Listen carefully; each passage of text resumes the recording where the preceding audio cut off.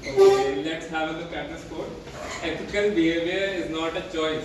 It's a fundamental part of being responsible and accountable individual. Very true.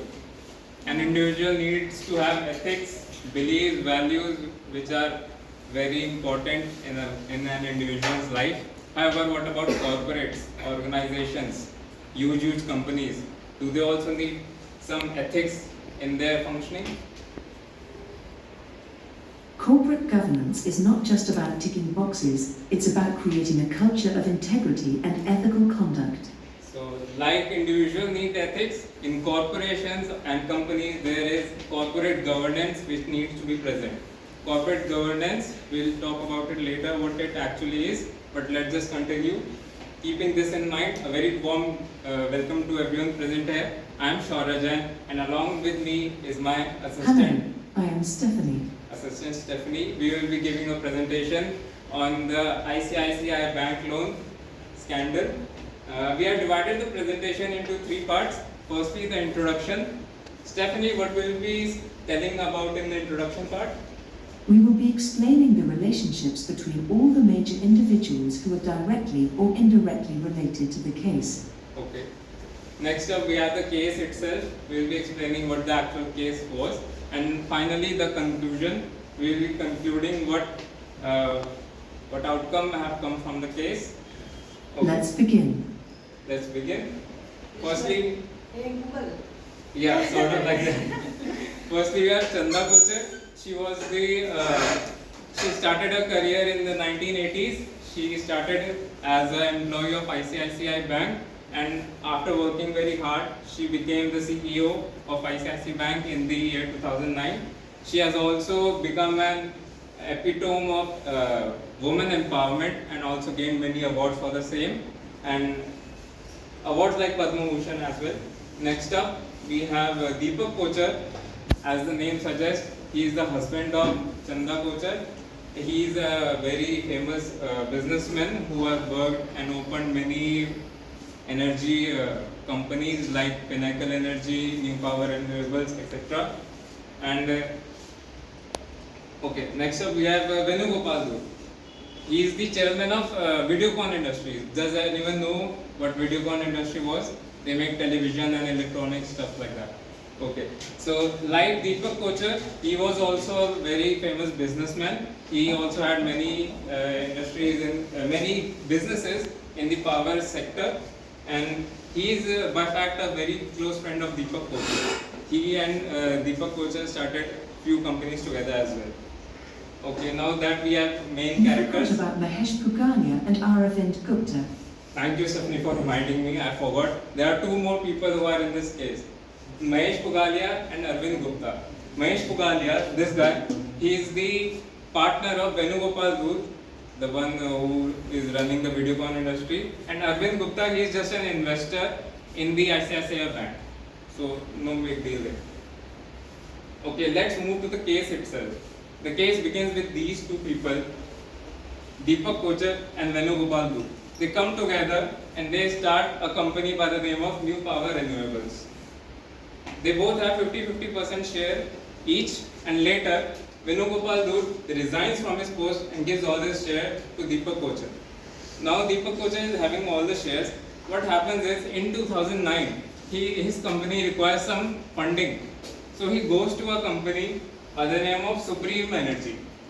And surprisingly, but not surprisingly, this company, Supreme Energy, is owned by Venugopal Dhut only. So the one who resigned, he came back and gave loan to Deepak Kochar. The loan, to be specific, the loan was of 64 crores. And there's one more detail. However, one thing must be kept in mind. Prior to giving out the loan to New Power Renewables, Venugopal's company, Videocon, received a loan of rupees 3,250 crores from ICICI Bank. So we can see the loan which Venugopal Dhut acquired from Videocon, it was later given to Deepak Kochar. So the loan got transferred from one place to another. So in exchange of this loan, Deepak Kochar gave a major share of his New Power Renewables to Supreme Energy. Later, this was transferred to, who was this guy? Anyone remembers his name? Mahesh Pugalia, right. He gave these shares to Mahesh Pugalia as he was working under him. Later, Mahesh Pugalia again transferred these shares back to Pinnacle Energy. Pinnacle Energy is owned by Deepak Kochar. So ultimately, the amount of money that was first given to him, then again taken back, ultimately it rotated and came back to Deepak Kochar. So there was just this back and forth of shares and transfers, and ultimately Deepak Kochar owned the entire company. So this was a small picture. What's the role of Chanda Kochar in this all? Let's see. Chanda Kochar was the CEO of ICICI Bank. She was the board, she was one of the members of the committee which passed the loan to Videocon Industries. So she was one of the members of the committee that passed the loan to Videocon Industries. To be precise, the loan was of rupees 3,250 crores.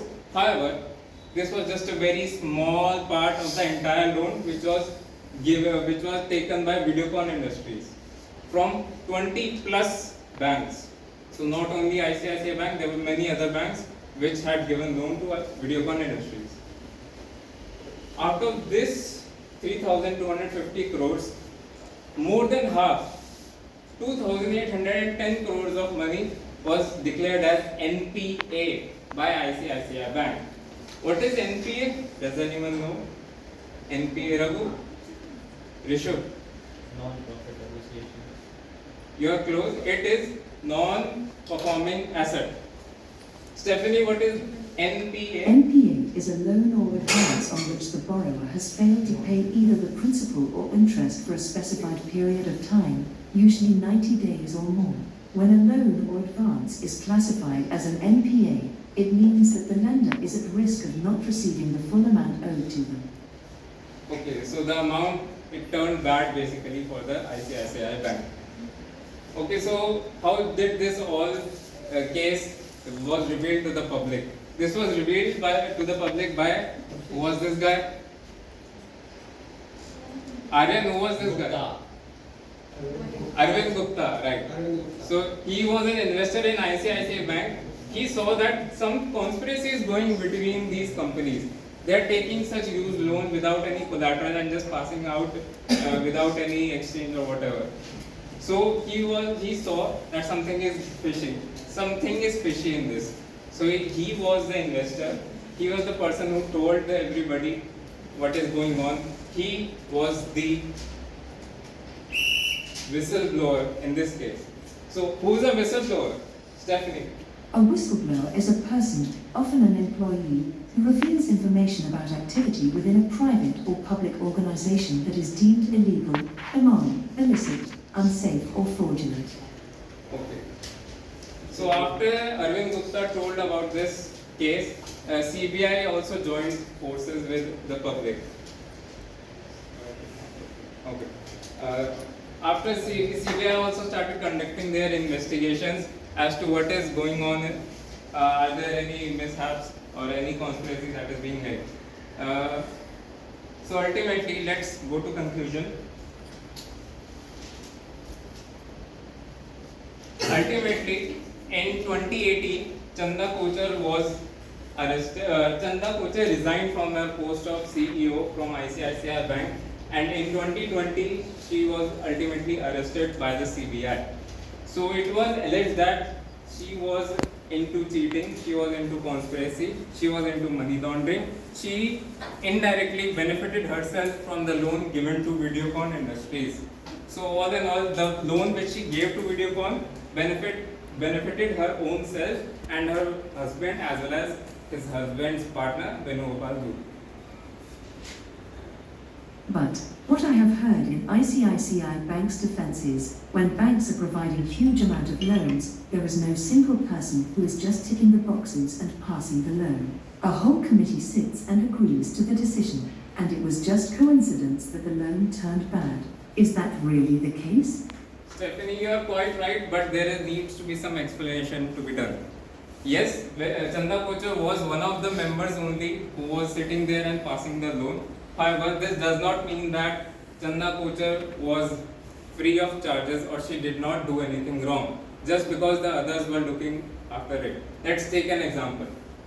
And in an organization, there are not only one or two people only, there are more than that. Many people come together to form an organization. If one of the person is wrong, then there is a chance that other people in the organization checks her and gets alerted and tell other people that something is going wrong. However, what if not only one or two people are wrong, but the entire board of directors are doing something wrong? Then what will happen? None of the false activities or the mishaps will get alerted and the wrongdoings can take place. So this is what happened in this Chanda Kochar case exactly. Not only Chanda Kochar was involved, but also the board of directors who were along with her, who passed the loan to Videocon, were involved. Can I have some water? Very good.